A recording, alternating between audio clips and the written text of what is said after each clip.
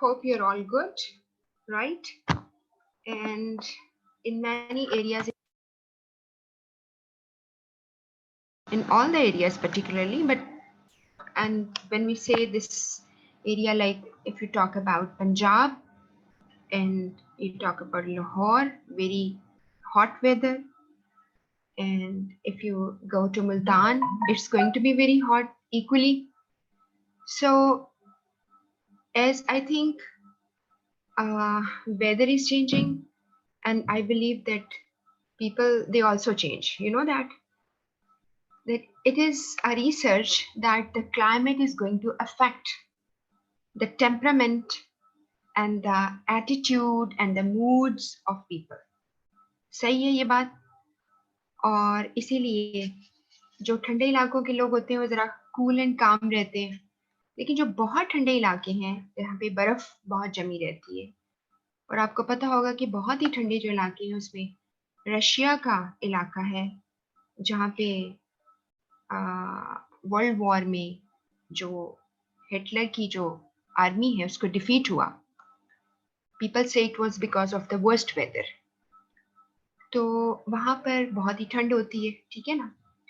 लेकिन जो हमारा इलाका है, लाइक आप में से अगर कोई मुझे सुन रहे हैं, नॉर्दर्न एरियाज हैं यहाँ पर, या कुछ लोग जो कोयटा के हैं, और इस तरह हमारे जितने भी हिली एरियाज हैं वहाँ पे तो मौसम बहुत ही ज्यादा ठंडा हो जाता है ना.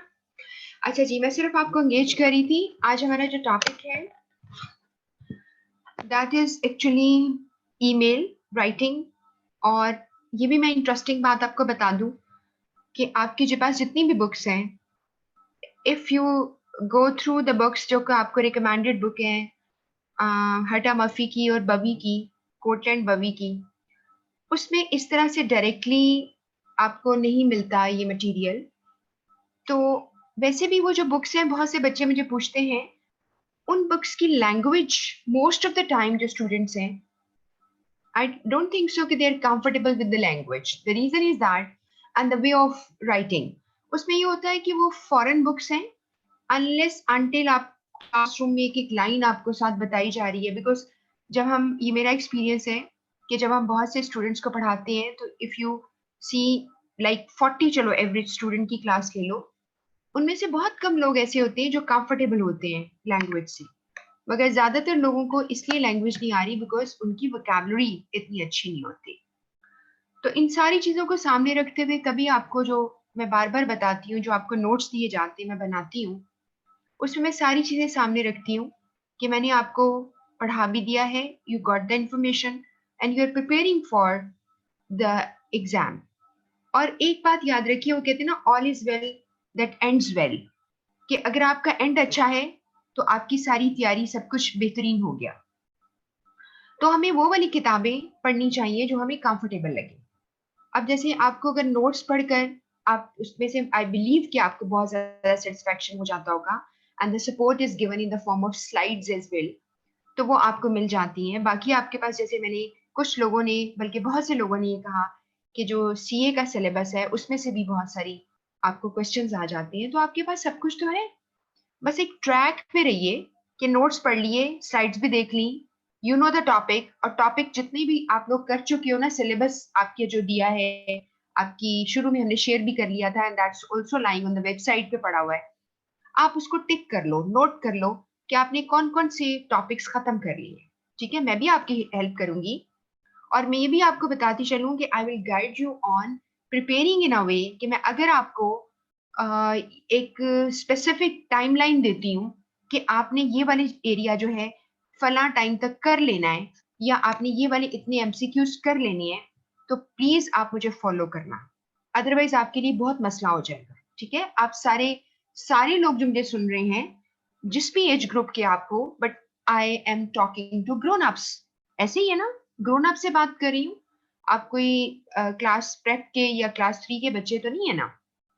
और ग्रोन अप्स के लिए पढ़ाना इसलिए भी चैलेंज होता है कि पेरेंट्स जो है ना वो आपको इंडिपेंडेंट छोड़ देते हैं, they count on you, they trust you कि आप पढ़ रहे हो. छोटा बच्चा है, उसको तो अम्मा अब्बा कहेंगे कि जी बेटा दिखाओ आज होमवर्क क्या मिला, ये तुमने कर लिया है. अब तो खैर बच्चों के भी बहुत नखरे हैं, दे डोंट वांट कि इतना ज्यादा कोई आपकी इंक्वायरी करे, they don't like it actually, कि इतना इंटरप्ट ना करे। उन्हें पता होता है, वो बहुत अपने आप को कॉन्फिडेंस से कहती है कि उन्हें पता है कि उन्होंने कितना पढ़ना है, ठीक है। तो इसलिए मैं ये कहूंगी आपको कि आप ग्रोन अप्स जो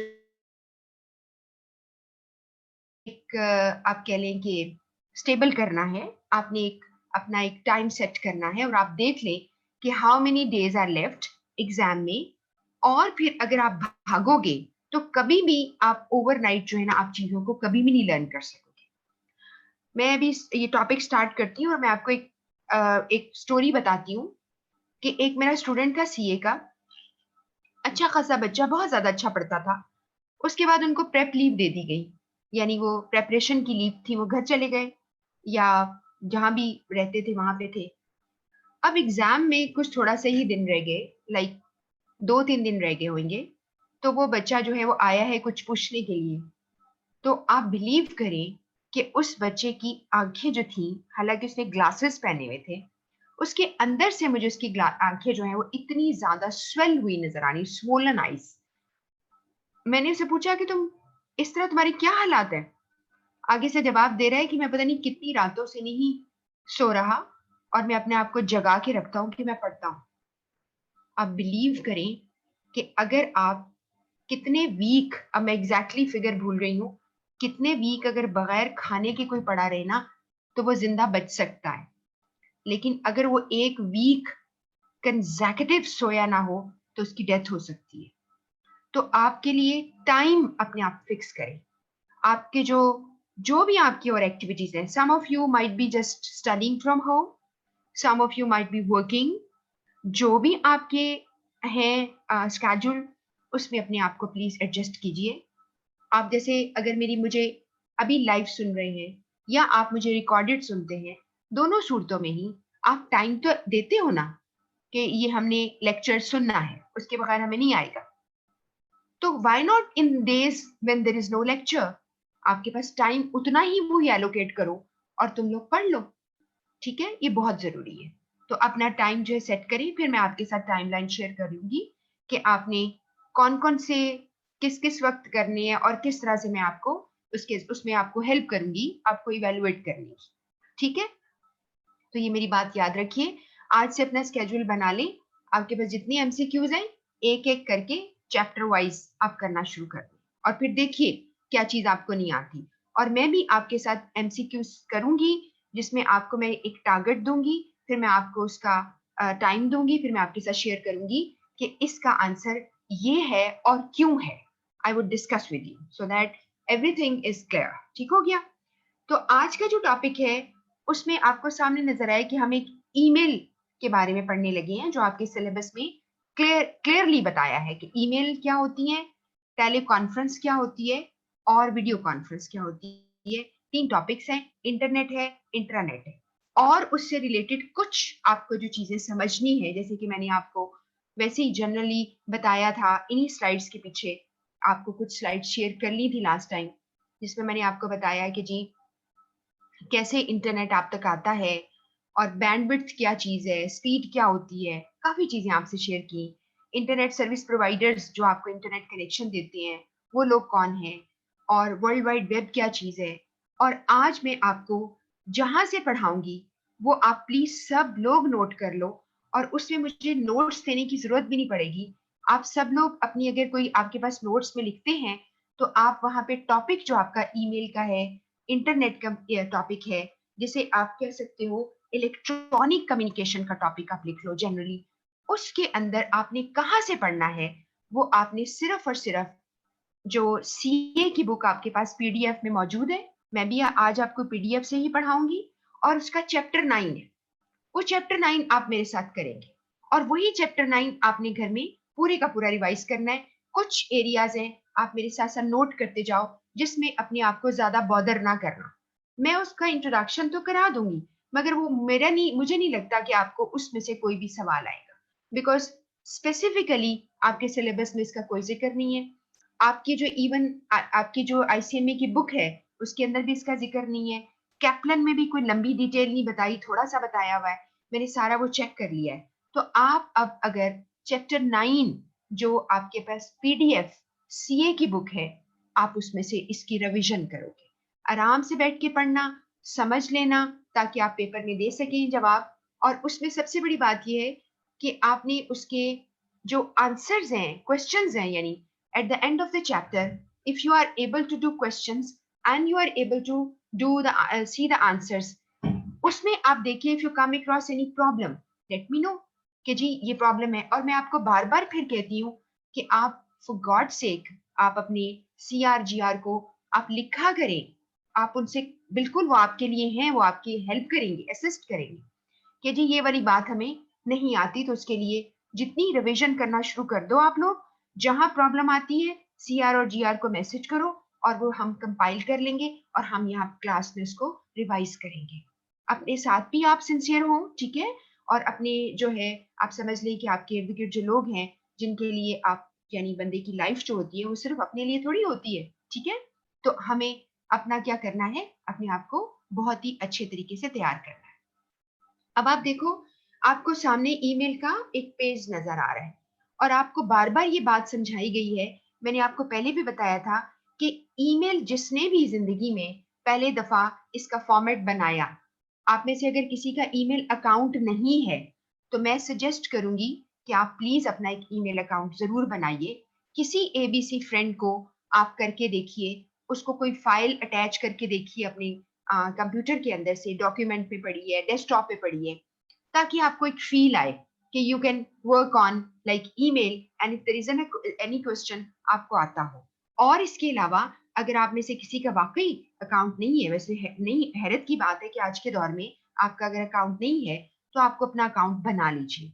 लेकिन फॉर गॉड सेक एक बात मेरी याद रखिएगा, अपना अकाउंट जो है ना, वो बड़े इंसानों वाले ID बनाना। ये ना हो कि जैसे कुछ बच्चों ने कभी जब उनको कहा कि जी अपना ईमेल है, या कभी उन्होंने मुझे ईमेल की, चलो जी अब क्या कर रहे हैं, monster@gmail.com, monster123@gmail.com, ये क्या नाम है, ठीक है? और टाइगर, और या ब्लैक टाइगर, या स्ट्राइप टाइगर, इस तरह के नाम लोगों ने रखे। मैंने उनको समझाया, बेटा फॉर गॉड से ख्याल करो अपना, तुमने अपना ईमेल बना के रखो जो कि तुम अपने ऑफिस में भी यूज कर सको। तो तुम्हारा एक ईमेल जो है वो स्टेबल होना चाहिए, उसका ID, ठीक है? तो आप अपने नाम जो हैं वो तरीके से सोच के उस पे बनाइएगा, क्योंकि जो नाम आप सिलेक्ट करेंगे कि मेरा एक कॉम्बिनेशन है, पूरा नाम है, जैसे जी किसी का नाम है जैसे कहा जी इश्तियाक अहमद बाजवा, एक मिसाल है, उसे पूरा ही लिख दिया, लेकिन हो सकता है कोई और दुनिया में वो हो, और फिर आपको उसका नंबर नहीं आएगा, वो कहेगा ये चेंज करो, तो उसकी जगह कोई और आप कर ले। तो जरा अच्छे कंफर्टेबल रखा करें, ताकि आप उनको यूज भी कर सकें। तो ईमेल जो है, वो जिसने भी पहली दफा बनाया पेज, वो कॉपी किया उसने स्टाइल मेमो का, मेमोरेंडम का। आपको पता है मेमोरेंडम क्या है? आपने, हम पढ़ चुके हैं।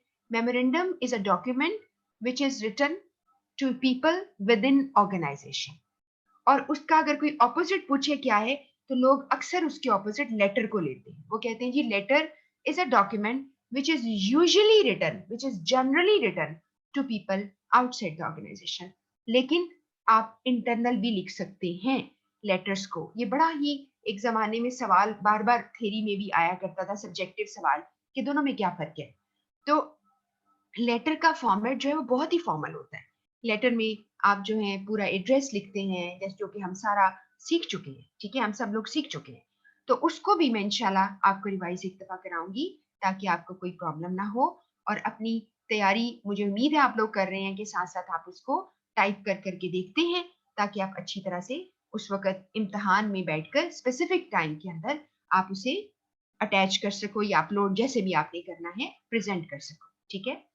तो आपके पास मेमो फॉर्मेट इस ईमेल में क्यों यूज हुआ, which is very simple and easy. आप लिखते हो, अब मेमो का फॉर्मेट अगर पूछे आपसे कोई क्या है, तो आप कहते हैं टू, फ्रॉम, सब्जेक्ट, डेट। चार चीजें आप आगे पीछे कर लो। टू फ्रॉम को फ्रॉम टू कर लो, डेट सब्जेक्ट को सब्जेक्ट डेट कर लो, whatever you want to do you can do that. मगर चार चीजें होती हैं। लेकिन आपकी जो ईमेल है उसका पेज एक स्पेसिफिक, आगे जीमेल करते हो, या आपकी याहू है, या जिससे भी आप करते हो, तो आपको ये जो तीन चीजें नजर आ रही हैं इस स्लाइड के ऊपर, आपको टू, टू का मतलब जिसको लिखते हो उसका आपने ईमेल आईडी डालना है, और सीसी क्या चीज है मैं बताती हूँ आपको, मैं पहले भी बता चुकी हूँ। सब्जेक्ट लाइन में आपने टॉपिक लिखना होता है, और सेंड में आपने सेंड जो है वो आपने इसको यानी काम लिख लिया तो सेंड कर दिया। अब मैं आपको कुछ चीजें थोड़ी सी बता दूं ईमेल के हवाले से। सीसी जो है that is going to be the carbon copy. इसका मतलब ये होता है कि मैं आपको अगर लिख रही हूँ तो साथ ही मैं किसी को उसकी कॉपी भेज रही हूँ।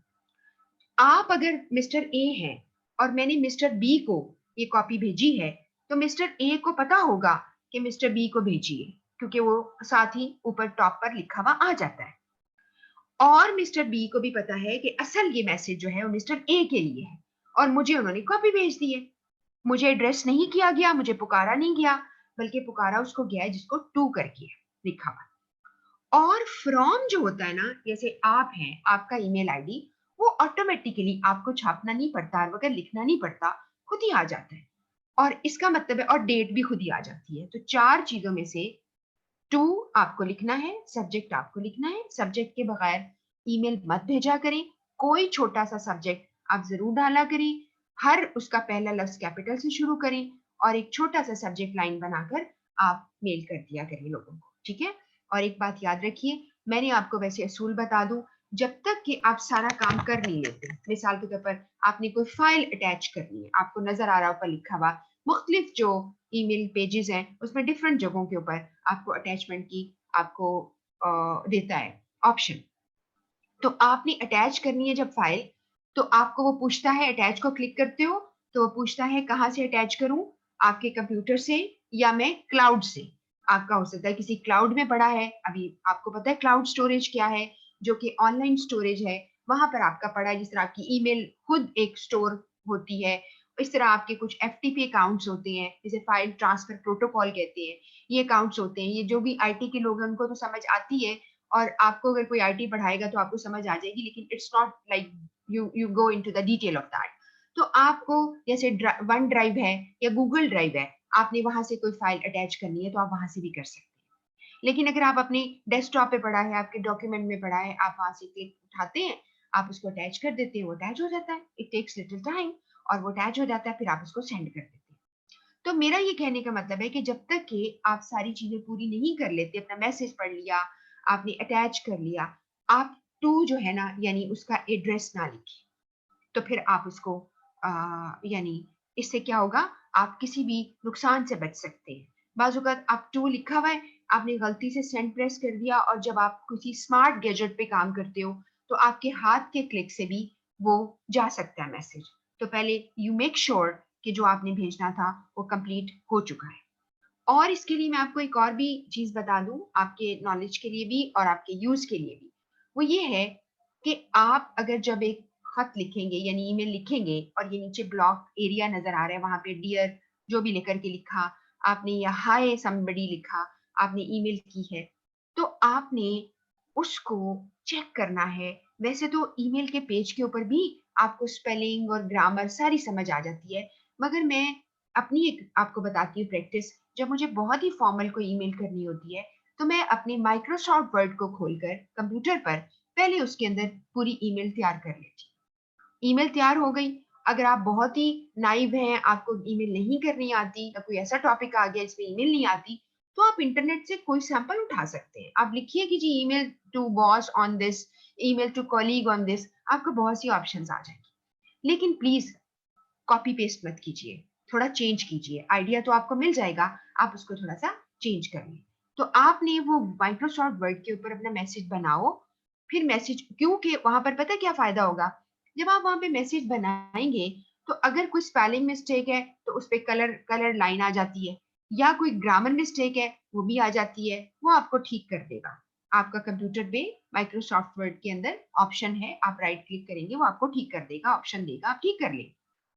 इसके अलावा एक और उसमें फायदा है, उसमें ये फायदा है कि sometimes in order to leave a very good impression, मैंने एक लाइन उठा तो ली इंटरनेट से, और मैंने अपने बॉस को जबरदस्त ईमेल बना दी, लेकिन मुझे लगता है कि it would appear like something copied, कि बॉस जैसे ही खोलेगा वो कहेगा इतनी जबरदस्त अंग्रेजी, इसकी तो इतनी औकात ही नहीं है, ये जरूर इसने कहीं से कॉपी किया। और वो 1 सेकंड में चेक कर लेगा।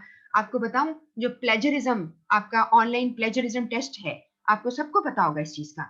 आप उसके अंदर वो डालें और वो आपको 1 सेकंड में आपको लिंक दे देगा कि कहाँ से कॉपी हुआ है, तो आपको कॉपी वहां से निकाल देगा। तो मैं ये नहीं, आपको मैं इसकी खुदा ना खासा चोरी करना नहीं सिखा रही हूँ, लेकिन जब आप पहली दफा काम पे जाएंगे तो आप कोई मास्टर तो नहीं है, आप आहिस्ता आहिस्ता लर्न कर लेंगे। और एक ऐसा वक्त आ जाता है कि हमारे पास टाइम ही नहीं होता कि हम सर्च करते फिरें, जो दिमाग में बात आती है बस वो लिख देते हैं। तो उसका तरीका ये है कि अपने वर्ड्स का बेहतर इस्तेमाल करने का तरीका ये है कि आपको पता होगा कि हम किसी वर्ड को राइट क्लिक करें तो वो हमें सिनोनिम की ऑप्शन देता है। माइक्रोसॉफ्ट वर्ड के अंदर देता है ना, आप सारे चेक कर लीजिएगा। सिनोनिम क्या होते हैं?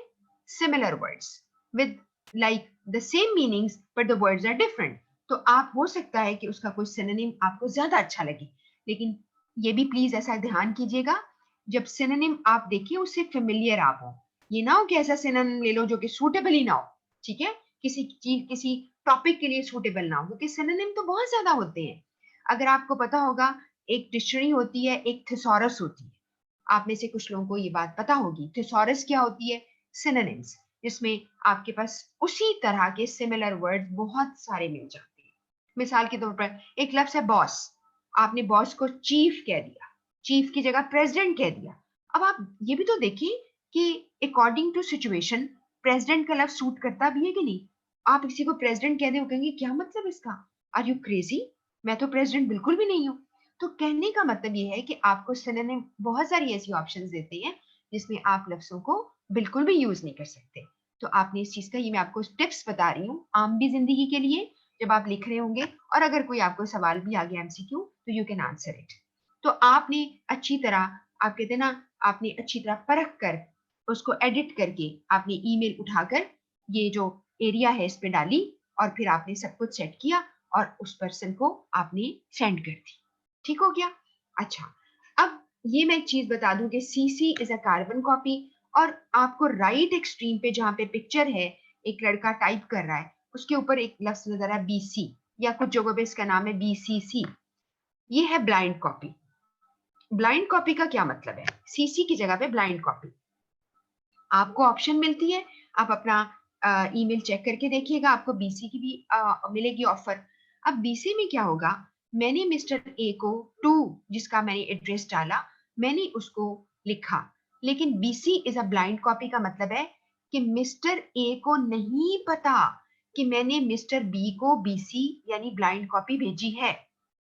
यानी अगर मेरा कोई एक बॉस है, उसको भी मैंने आगाह करना है कि मैंने अपनी कॉलीग मिस्टर ए को ईमेल कर दी है। तो अब क्या है, बीसी से उसको पता चल गया है कि मैंने मिस्टर ए को भेजी, मिस्टर ए का नाम उसको आ जाएगा, बीसी वाले को ब्लाइंड कॉपी जिसको गई है, जिसको क्लियर कॉपी नहीं गई है, ब्लाइंड कॉपी गई है। अब क्या हुआ, लेकिन अगर जो मिस्टर ए है उसको नहीं पता, अब होता क्या है, अगर मैंने किसी को सीसी किया या बीसी किया या जो भी किया, अगर मेरा जवाब वो पर्सन मुझे देता है जिसको मैंने इसे कार्बन कॉपी की, मैंने कहा थैंक यू आपने मेरे साथ भी शेयर कर लिया, तो मैं इंडिविजुअली, मुझे चाहिए कि उसी बंदे को अकेले को ईमेल करूं।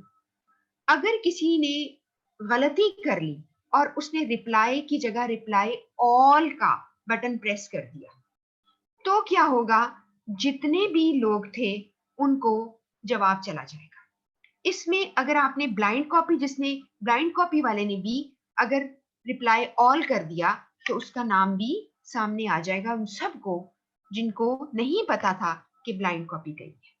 आप समझ गए ना? जैसे मिसाल के तौर पर आपको किसी ने कहा चुप करके छुप जाओ, अंदर ही रहना, ठीक है, और आप खुद निकल के बाहर आके कह रहे हैं कि मैं भी बैठा हूं, तो इट्स जस्ट लाइक दिस। तो आपकी ब्लाइंड कॉपी उस वक्त जब आप बाकी लोगों को नहीं बताना चाह रहे कि मैंने अपने बॉस को भी ब्लाइंड कॉपी भेजी है, लेकिन अगर boss is going to be like simple enough कि उसने रिप्लाई ऑल कर दिया, तो सबको पता चल जाएगा। तो ये ईमेल का आपको मैं बहुत सारी ये चीजें जो है बता चुकी हूँ। फिर कुछ और चीजें अगर इसके बारे में हैं वो भी देख लेते हैं कि मैं आपके साथ, हाँ, इसके बाद एक और चीज बड़ी इंपॉर्टेंट है, वो पता क्या है, वो है आपके फोल्डर्स। अभी मैं आपको किताब से फोल्डर्स भी पढ़ाऊंगी, आज तो नहीं वहां हम पहुंच सकेंगे। आज हम दोबारा से इंटरनेट के बारे में जो आपने चीजें पढ़नी है मैं आपको गाइड करूंगी और कल इंशाल्लाह ये टॉपिक जो है वो खत्म होगा, क्योंकि कल हम सिर्फ बुक से ही पढ़ते रहेंगे और मैं आपको गाइड करूंगी। आज आपको थोड़ा स्लाइड से समझा रही हूँ। तो आपके पास अगर जैसे ये आउटलुक का है, आपको ये भी पता है अब फोल्डर्स क्या है। जैसे आपको लेफ्ट एक्सट्रीम पे फोल्डर्स नजर आ रहे हैं, उनमें एक इनबॉक्स एक फोल्डर है जिसमें लोग आपको ईमेल करते हैं तो आपके इनबॉक्स में आ जाती है, वहां पड़ी रहती है जब तक कि आप चेक ना करें। और आपको ये भी पता है कि अगर आपको ईमेल जो है आती है तो आपके ना सिर्फ आप अपने कंप्यूटर से भी चेक कर सकते हो, बल्कि आप अपने स्मार्टफोन से भी चेक कर सकते हो, आपके पास आईपैड है उससे भी कर सकते हो, किसी से भी कर सकते हो। तो वो आपका क्लाउड स्टोरेज एक्चुअली है, वहां पड़ी हुई है। ठीक हो गया? आपकी ये आपका मैसेज है, आपके मिल गया। इसके अलावा कुछ और फोल्डर्स हैं, मसलन सेंट फोल्डर है, जिसे आउटबॉक्स भी कहते हैं, जिसमें आपने जो चीजें भेजी, यानी आपने जो जो लोगों को ईमेल की, वो सेंट फोल्डर में या आपके आउटबॉक्स में पड़ी होती है। आप उसे क्लिक करें तो आपको अपनी सारी ईमेल जो है वहां पे नजर आएंगी, अनलेस आप उसको डिलीट ना करें। फिर एक आपके पास एक ऐसा फोल्डर है जिसे आप जंक कहते हैं, जिसमें क्या होता है कि आपने, और इसके अलावा बहुत सारे फोल्डर्स हैं, लेकिन हम वो वाले फोल्डर्स पढ़ेंगे जितने आपके यहाँ बुक में लिखे हैं, बुक में से आपको बताऊंगी।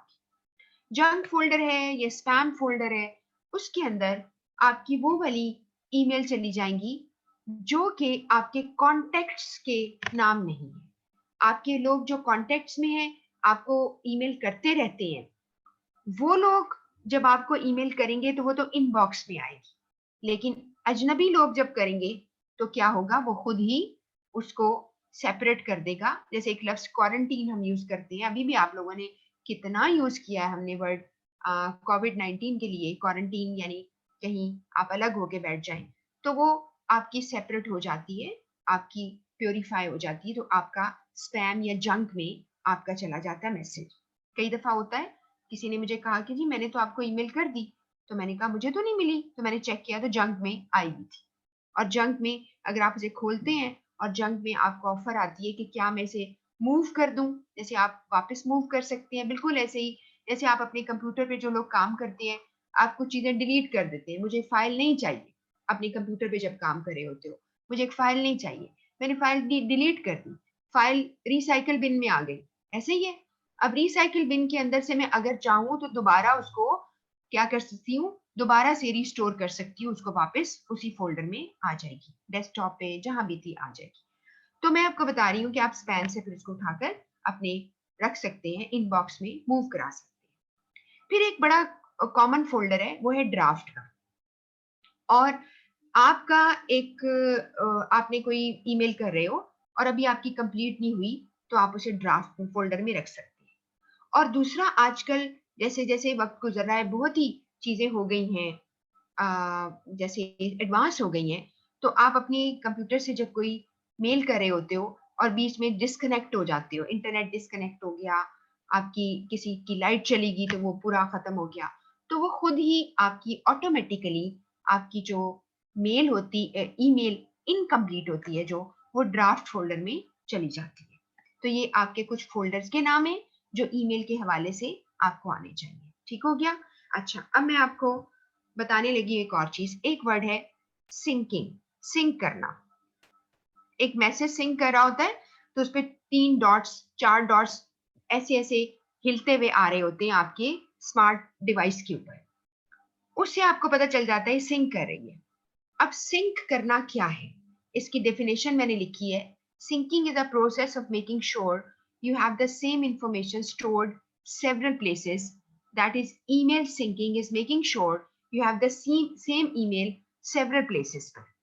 यानी आप सिंक कर जाएगी, आपके कंप्यूटर पे भी है, आपके आईपैड पे भी है, आपके स्मार्ट दूसरा कोई फोन है उसके ऊपर भी चली गई, तो आपकी वो सारी सिंक कर जाएगी। और अगर आपने एक जगह से डिलीट किया तो वो सारे सिस्टम्स में से डिलीट हो जाएगी। तो आप यानी क्लाउड, एक्चुअली आप अपने गैजेट के जरिए तो एक्सेस लेते हो ना, और वो स्टोरेज तो क्लाउड के अंदर है। अनलेस अनटिल आपको एक ईमेल आती है, आप उसे क्या करते हो, उसका एक अटैचमेंट आती है, आप उसे डाउनलोड करके अपने कंप्यूटर पे रख लेते हो, तो वो सिर्फ आपके कंप्यूटर जिसके ऊपर आपने डाउनलोड करके रखी है उसी के ऊपर होगी, वो बाकी जगहों पे नहीं होगी। तो ये मेरा ख्याल है ये बातें तो कॉमन सेंस की हैं, आपको ये बात पता होगी। ठीक है, तो यहाँ पे सिंक कर जाती है और मेल जो है वो सारी जगहों पे आपको मिल जाती है। इसके बाद है, ये आपको तस्वीरें नजर आ रही हैं इंटरेस्टिंग, इसमें आपने देखा एक बंदा जो है वो कैसे चीखे मार रहा है ना, और दूसरा भी परेशान है, एक खुश है। अब इसमें आपको मैं ईमेल एटिकेट के बारे में बताने लगी हूँ कि जब आप कोई ईमेल ऐसी आए जो आपको एनॉय करे, आपको परेशान कर दे, तो आपने फौरन के फौरन उनके मुंह पे नहीं मारनी। व्हाट यू डू इज, आप उसको ड्राफ्ट में रख लो। चलो अभी आपका मूड ठीक नहीं है, आप पहले उसको लिख लो और ड्राफ्ट में कर लो, और उसके बाद जब आपका मूड जरा बेहतर होगा दोबारा से पढ़ के देखिएगा तो आपको बिल्कुल दिल नहीं चाहेगा कि आप ये ईमेल किसी को भेज दें। ठीक है ना। जैसे मैं आपको एक इसकी बड़ी इंटरेस्टिंग मिसाल आपको देती हूँ कि कुछ स्कूल्स में ना एक्टिविटी कराई जाती है। ठीक है, उसमें क्या होता है कि बच्चे जो हैं, छोटे छोटे बच्चे, उनका यानी माइंड सेट जो है चेक किया जाता है। उन्हें कहा जाता है कि एक बॉक्स है, उसका नाम रखा हुआ है एंग्री बॉक्स या कंप्लेंट बॉक्स के लिए। एंग्री बॉक्स रखा, उसमें कार्टून लगा दिए जाते हैं जबरदस्त ऐसे बड़े ही खौफनाक तस्वीरों के साथ कि बहुत एंग्री है, कोई बहुत परेशान है। उसमें बच्चे जो हैं अपनी परेशानियों को एक पेज पे लिखते हैं, अपना नाम लिखते हैं, डेट लिखते हैं, और फोल्ड करके ना वो उस बॉक्स के अंदर डालते जाते हैं जो जो प्रॉब्लम्स।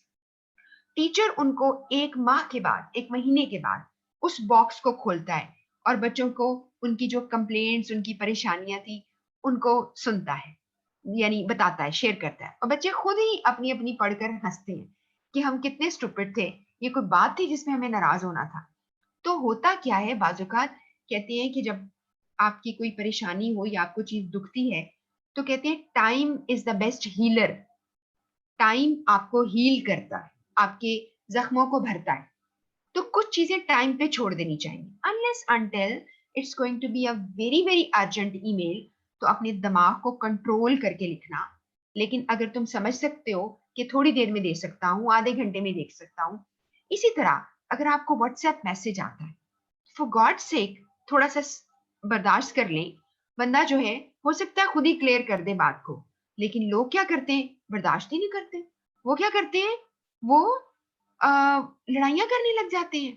मैंने कई लोगों से सुना है कि व्हाट्सएप ग्रुप्स के अंदर लड़ाइयां हो जाती हैं और लोग जो है वो ग्रुप छोड़ देते हैं, ब्लॉक कर देते हैं दूसरों को, और जो है इस तरह कर लेते हैं और निकल जाते हैं, खुद ही निकल जाते हैं। तो क्या है, थोड़ा सा कंट्रोल कर लेना चाहिए ना। हमें थोड़ा सा इमोशनली स्टेबल होना चाहिए, और हम इसे कहते हैं, जो लोग इमोशनली स्टेबल होते हैं उसे कहते हैं कि वो इमोशनली इंटेलिजेंट होते हैं। मैं पहले भी शुरू की क्लासेस में आपको ये बात बता चुकी हूँ। They are emotionally intelligent, they can control their anger, they can control their emotions, and they can also understand others and their limitations, and they understand कि जो दूसरे लोग हैं उनको भी अगर गुस्सा या बहुत ही खुशी से कोई पागल हुआ हुआ है तो क्या करो, उसको भी वो कर लो, थोड़ा एडजस्ट कर लो। तो आप बहुत ही खुश हैं तो जरा भाई ध्यान से ईमेल का जवाब देना, बहुत ही गुस्से से हैं, बहुत ही परेशान हो गए हैं, तो आपने बाद में इसका जवाब दे देना है। तो उसको जवाब, उसको लिखकर ड्राफ्ट फोल्डर में रख लो, बाद में रीचेक करके उसको भेज देना। ठीक हो गया। ये क्या है ईमेल एटिकेट में। और इसके अलावा ईमेल एटिकेट में जैसे भी मैंने आपको बताया, रिप्लाई ऑल ना करना, ध्यान करना।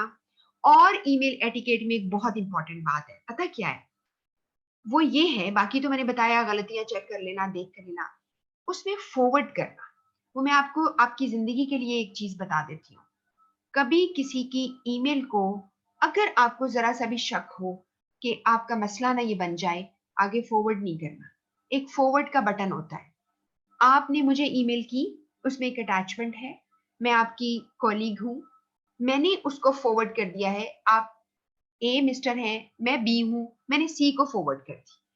मैंने सी को फॉरवर्ड करूंगी ना जब, तो ये बात याद रखिए कि मिस्टर ए का ईमेल आईडी भी सी के पास चला जाएगा।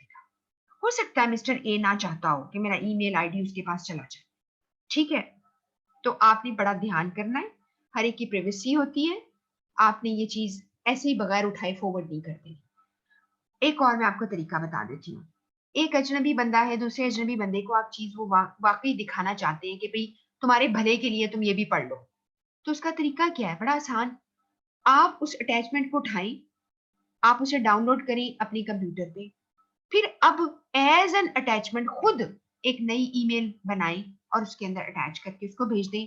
एक काम की बात है, लोगों की ईमेल आईडी क्यों शेयर करते हो? तो ये बात याद रखिएगा कि आपने ऐसा करना है। बाद में बेशक अपनी अपनी डेस्कटॉप से या आपके जहां भी आपने उसको डाउनलोड में आपने डाउनलोड किया है, डाउनलोड फोल्ड आपके पड़ा हुआ है उसमें, आपके कंप्यूटर के ऊपर, तो आपने क्या करना है, आप वहां से डिलीट कर दें बाद में। तो ये कुछ ईमेल एटिकेट है जिसका हमने ख्याल करना है। और एक और बात याद रखिएगा, लफ्ज एटिकेट्स नहीं होता। लोग कहते हैं तुम्हें एटिकेट्स नहीं आते, गलत। एटिकेट होता है, बस उसका एस नहीं होता। अगर आप नंबर ऑफ एटिकेट कह सकती हैं, सेट ऑफ एटिकेट कह सकती हैं, रूल्स ऑफ एटिकेट कह सकती हैं, लेकिन एटिकेट को प्लूरल नहीं कहते। जिस तरह कहते हैं ना, एडवाइसेस नहीं हो सकता। आपने उसको एडवाइसेस दी, नसीहतें दी, गलत। पीसेस ऑफ एडवाइस, यानी एडवाइस सिंगल होता है। तो इस तरह आप जो है इसको यूज करेंगे, ईमेल एटिकेट। अब आपको मैं अगला आपका टॉपिक जो क्लियरली बताया गया है, एक है टेली कॉन्फ्रेंस। मैं आपको उसके ऊपर जब आपको मैं, अब तो मैंने आपको बता दिया है कि आपने चैप्टर 9 पीडीएफ से पढ़ लेने हैं ये टॉपिक जो मैं आपको बताऊंगी, बस वही रिवाइज करना। लेकिन आपको टेली कॉन्फ्रेंस इस पूरे चैप्टर में कहीं अलग से नहीं है, मैं आप उसके ऊपर आपको थोड़ा सा लिख कर भेज दूंगी।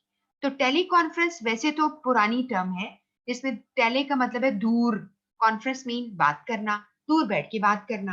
तो उसी की समझ लो थोड़ी मॉडर्न वर्जन है, जिसे आप वीडियो कॉन्फ्रेंस कहते हैं। तो वीडियो कॉन्फ्रेंस में आपने लिमिटेशन खत्म हो गई, ज्योग्राफिकल लिमिटेशन, यानी आप दुनिया में किसी कोने में बैठे हैं, आप लोगों से एड्रेस कर सकते हैं। जैसे कि मैंने अभी वैसे नहीं देख रही, पॉलिटिकल कैंपेन्स नहीं देख रही, जिस तरह पहले हमारे माशाल्लाह से बड़े बड़े लीडर्स हैं दुनिया में। तो अब अपने जो हैं, पहले एक इल्ताफ हुसैन होते थे, वो लंदन से आपको एड्रेस लोगों को करते थे। कराची के लोग ज्यादा जो हैं वो उनको वो जानते हैं। अभी एक हुई है उसमें मेरा ख्याल है जो है नवाज शरीफ साहब जो है उन्होंने किया है। तो आप ये समझ लें कि आपकी एक्सेसिबिलिटी बढ़ गई है, you can talk to people. लेकिन मैं वीडियो कॉन्फ्रेंस की बात करूंगी ऑफिस के अंदर। आप एक स्क्रीन है जिसपे आप अपनी किसी भी पर्सन को, वो आपको डायरेक्शन दे रहा है, आप सुनते हैं और आप उसका जवाब भी दे सकते हैं। ठीक है, ये बिल्कुल ऐसे ही है जैसे कि इसकी मिसाल कंपेयर कर सकते हो कि आप टीवी पर एक एंकर है, आपके पास 6 या 4 या 3 जितने भी उनके मेहमान होते हैं, उतनी तस्वीर छोटी बड़ी भी हो जाती है। वो आपको डिफरेंट जगहों से आपके साथ कॉन्फ्रेंस में होते हैं, आप उनसे बात पूछते हैं, वो आपको रिस्पॉन्स देते हैं। तो ये एक एक तरीका है। और एक जगह पे आप यानी एंकर नजर आ रहा होता है। बिल्कुल ऐसे ही आप वीडियो कॉन्फ्रेंस में, आप में से हो सकता है कुछ लोग जो ऑफिस में काम करते हैं उनको ये मौका मिला हो कि वो वीडियो कॉन्फ्रेंस में बैठे हुए थे, आपका स्टेशन भी नजर आ रहा है, लोग दूसरे भी नजर आ रहे होते हैं। तो वीडियो कॉन्फ्रेंस आप करते हैं जिसमें आपका, हमें पेपर में सवाल ये आ सकता है कि इसके इनपुट डिवाइस क्या है, इसके आउटपुट डिवाइस क्या है।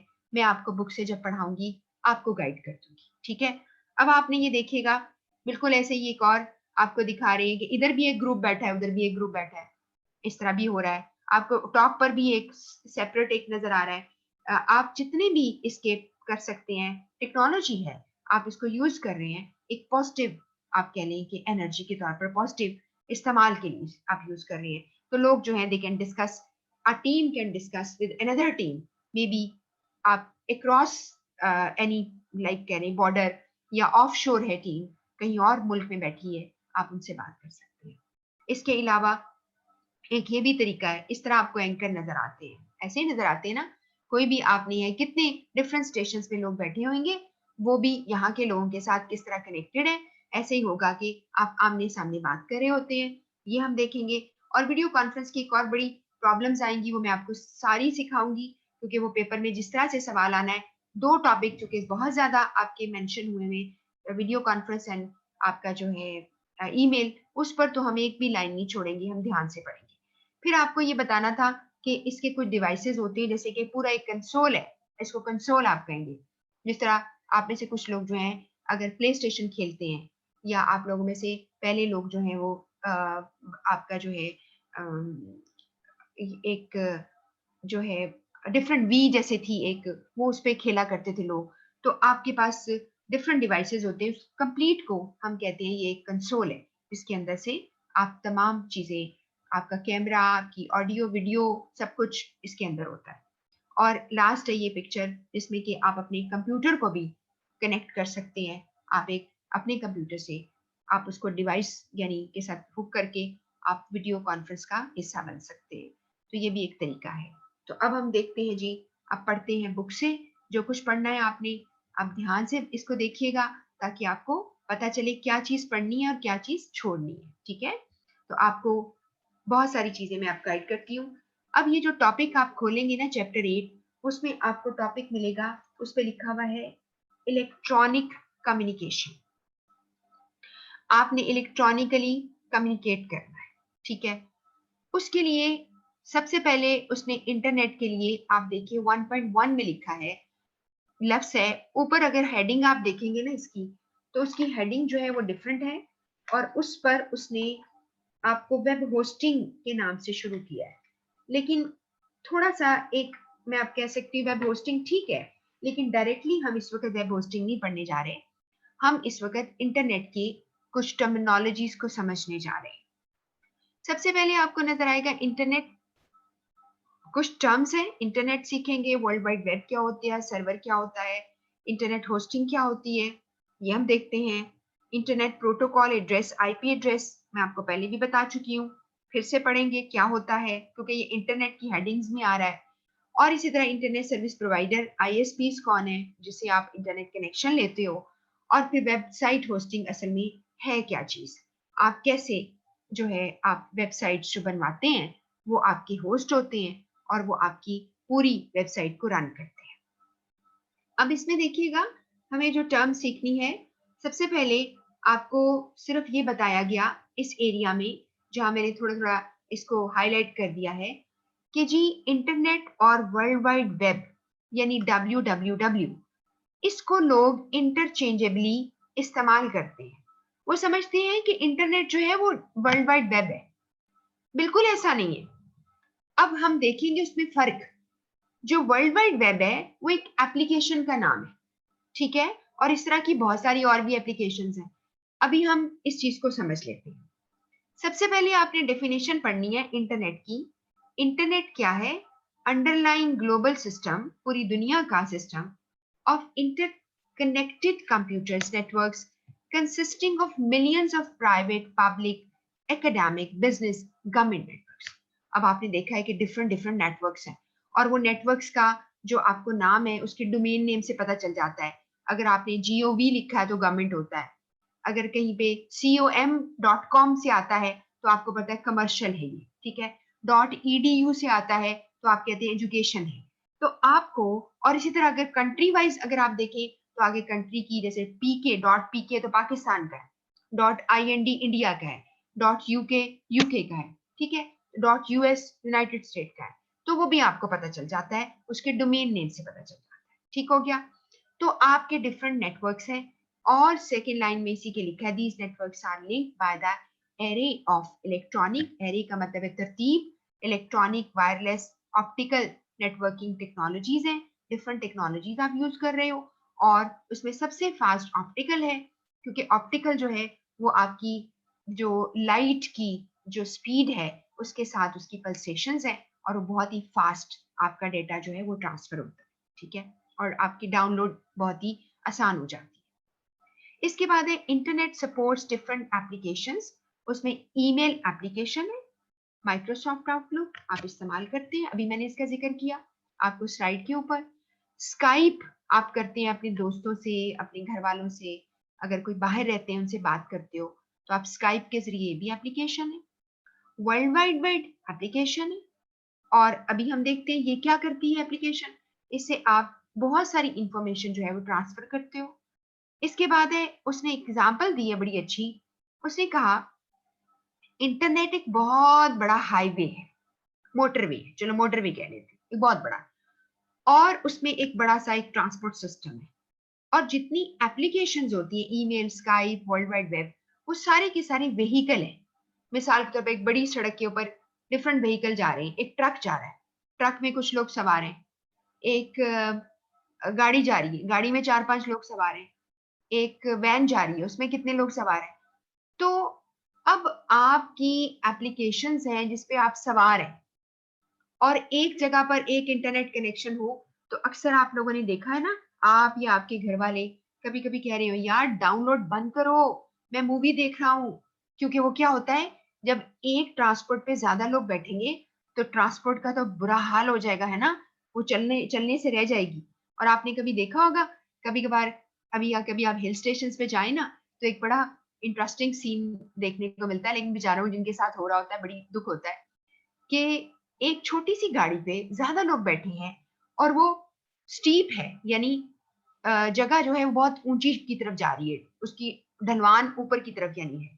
तो अब क्या कर रहे हैं, आप पूरी कोशिश कर रहे हैं ऊपर चढ़ाने की और गाड़ी बेचारी का तो वैसे ही बुरा हाल हो जाता है। तो एक दफ़ा मुझे याद है कि हम कहीं पे ठहरे हुए थे, तो आप यकीन करेंगे वो एक बड़ा स्टीप था, एक फैमिली उस वक़्त गाड़ी उनके पास थी कोरे, ठीक है? कोरे छोटी गाड़ी होती है ना, बेशक अच्छी गाड़ी है, बहुत अच्छी गाड़ी है, बड़ी इकोनॉमिकल भी है। अब तो खैर पुरानी हो गई बहुत बात, लेकिन कोरे जो है जिनके पास है या यूज़ करते हैं उनको पता होगा।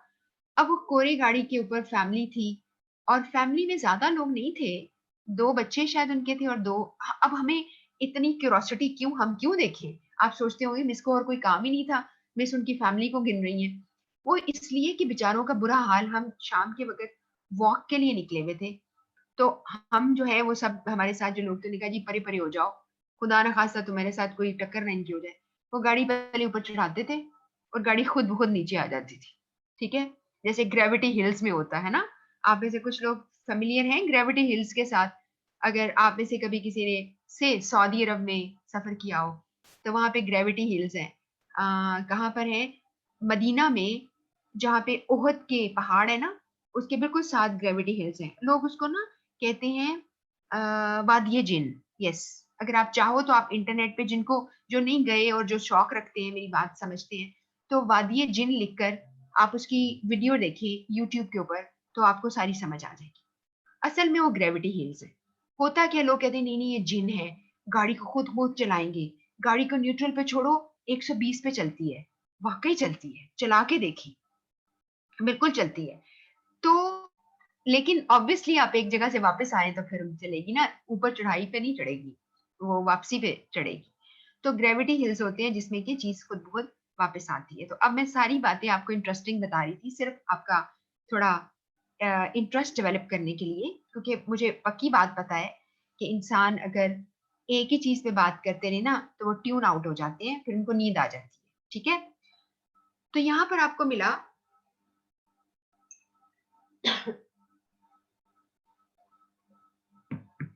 आपको मिला कि एक व्हीकल ज़्यादा लोग बैठेंगे, तो क्या होगा, एक एप्लीकेशन ज़्यादा यूज़ भी करेंगे तब भी, और वैसे भी इंटरनेट यूज़ करेंगे तो आपका रुक-रुक कर आएगा। तो यहाँ पर डिफरेंट एप्लीकेशंस के नाम हमने सीखे। अब आ जाइए डब्ल्यूडब्ल्यू क्या है? डब्ल्यूडब्ल्यू है is an example of an application that uses internet. अब वर्ल्ड वाइड वेब बेचारा कुछ भी नहीं है, जब तक कि तुम्हारे पास इंटरनेट कनेक्शन ना होगा। तुम्हें इंटरनेट कनेक्शन मिलेगा तो वर्ल्ड वाइड वेब भी खुल जाएगा, ठीक है? उसके ज़रिए तुम क्या करोगे? जाके पढ़ो जो पढ़ना चाहते हो डब्ल्यूडब्ल्यू पे जाके। अब the world wide web is a global collection of document, images, other resources, जो कि मिलियंस ऑफ डेटाबेसेस पे, यानी कंप्यूटर्स पे बैठी हैं अराउंड द वर्ल्ड।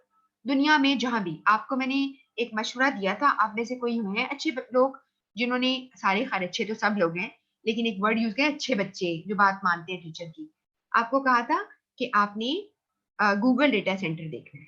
आपने वहाँ पे अगर देखा होगा, तो आपने देखा है कि कैसे डेटाबेसेस जो हैं, डेटाबेसेस जो एक स्ट्रक्चर्ड स्टोरेज है, आप उसके अंदर जो मर्ज़ी रखें, वीडियो रखें, आप ऑडियो रखें, आप अपनी फाइलें रखें, आप रिटन मटीरियल जो मर्ज़ी रखें।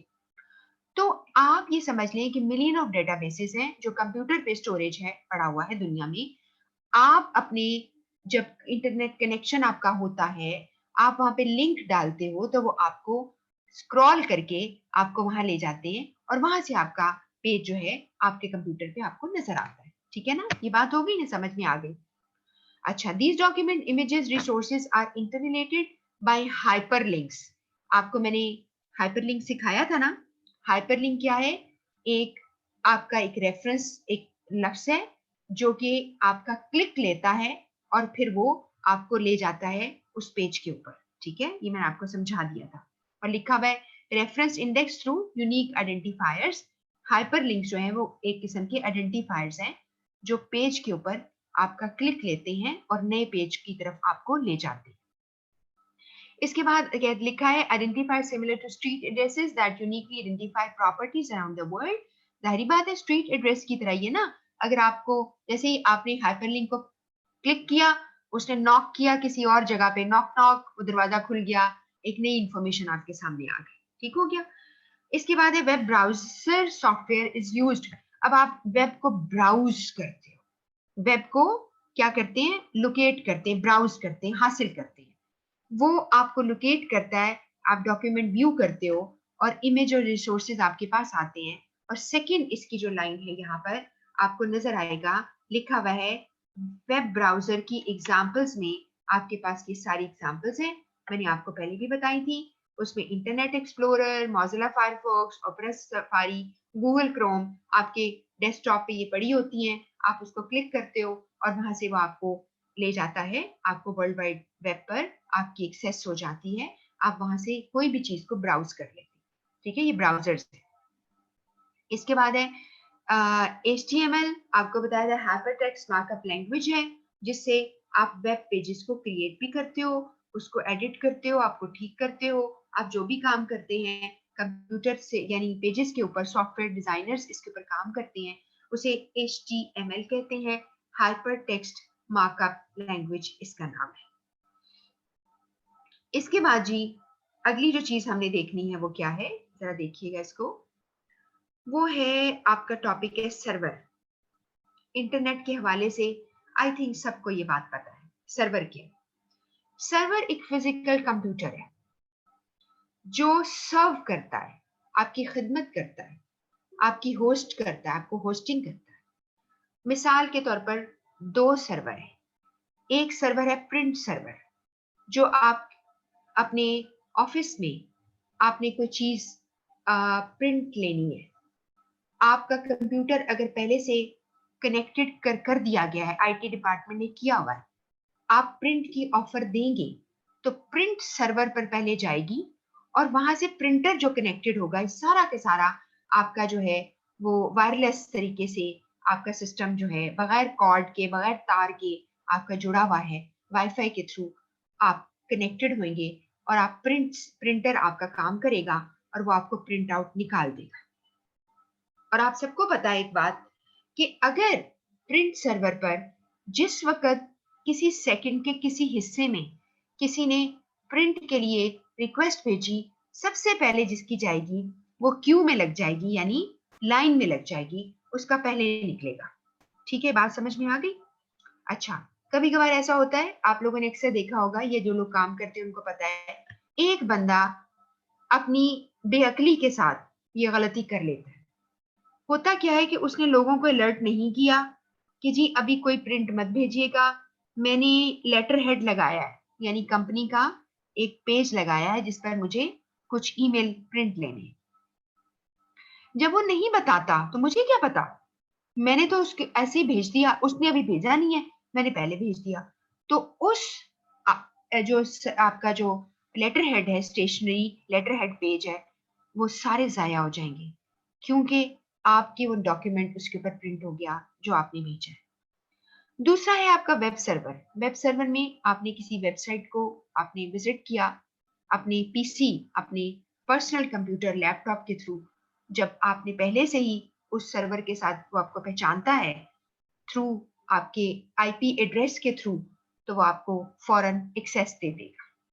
ठीक हो गया, ये बात समझ में आ गई। ठीक है, तो इस तरह से आपका वेब सर्वर और आपका प्रिंट सर्वर काम करेगा। और सर्वर एक कंप्यूटर है या एक से ज्यादा कंप्यूटर है, आपस में कनेक्टेड हैं और आपको सर्व करते हैं। ठीक है, ये बात समझ में आ गई।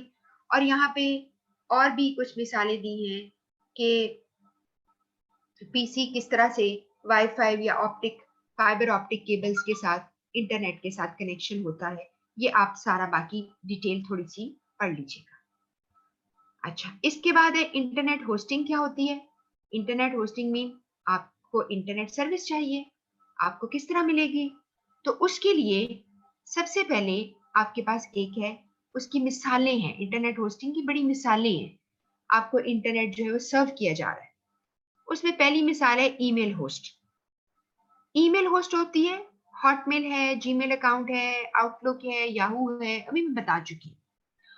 आपका जो एक ईमेल है वो दुनिया में किसी ईमेल जो होस्ट कर रहा है सर्वर, उसके ऊपर एक बिट, एक छोटा सा, समझ लें एक छोटा सा पॉइंट के तौर पर उस सर्वर पे आपका बॉक्स जो है मौजूद है। और जाहिर बात है, अगर आप इतना अपना ईमेल अकाउंट आपका हो, इतनी आपको ईमेल्स आती हैं, तो वो उसमें स्टोरेज कैपेसिटी खत्म हो जाती है। आपने अपनी चीजों को क्या करना है, डिलीट करना होता है। आपको फ्री सर्विस मिल रही है, आप वहां से ईमेल जो है होस्टिंग हो रही है। और दूसरी आपको ईमेल जो है वो आपको, जब आप इंट्रानेट के थ्रू कनेक्टेड होंगे, मैंने आपको पहले भी बताया intranet with in company connection है। आपने किसी वेब होस्ट से अपनी वेबसाइट बनवाई हुई है, और अगर आप वो आपकी ईमेल को करता है, यानी मैनेज करता है, जैसे कॉलीग्स हैं उनकी ईमेल है, या बाहर से क्लाइंट्स की ईमेल आती है उसको मैनेज करता है, तो उतने ही ईमेल अकाउंट्स को वो मैनेज कर सकता है।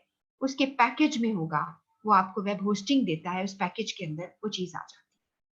यहाँ पर आप सिंपली ईमेल समझ लो, जैसे कि आप मुझे ईमेल करिए, मैं आपको करूं, तो दुनिया में किसी जगह पे वो सर्वर, उसके ऊपर एक बॉक्स है जो कि आपका ईमेल बॉक्स पड़ा हुआ है, जैसे क्लाउड स्टोरेज आप कहेंगे। उसके बाद गेम होस्ट है, ये भी आपको बहुत अच्छी तरह पता है, सारे लोग ऑनलाइन खेलते हैं, अपने अपने घर में बैठे हुए हैं, उस गेम सर्वर के साथ कनेक्टेड होते हैं, और डायरेक्टली या इनडायरेक्टली, और सारे लोग जो है वहां पे दुनिया में किस जगह पर आप होते हो, आप जो लोग प्ले स्टेशन पे स्पेशली खेलते हैं, वो पता है कि जी वो कहीं से कहीं लोगों के साथ कनेक्टेड होते हैं।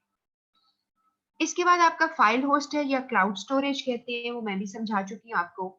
आप चाहे अपनी फाइल रखिए, आपके अपने कंप्यूटर पे नहीं है, वो एक क्लाउड स्टोरेज में है।